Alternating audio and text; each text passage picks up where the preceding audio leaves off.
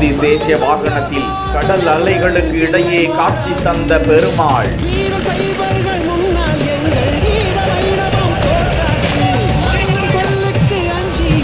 குவிந்திருந்து கோவிந்தா கோவிந்தா என கோஷமிட்ட பக்தர்கள்.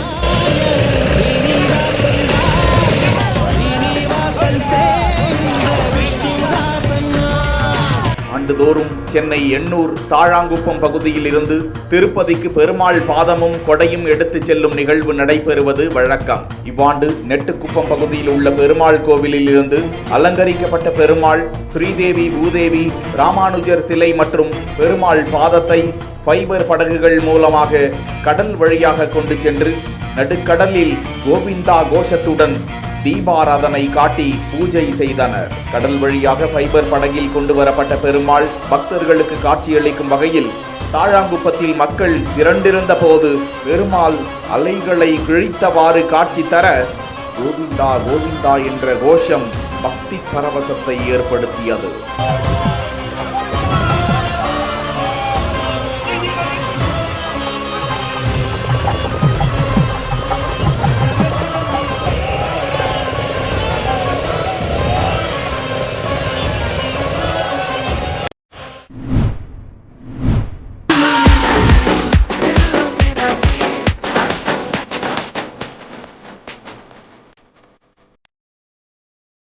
அந்த ஆகாயம் போதாத பறவை ஒன்று நதி கண்ணாடி பார்த்து மனம் நிறைந்தது இன்று.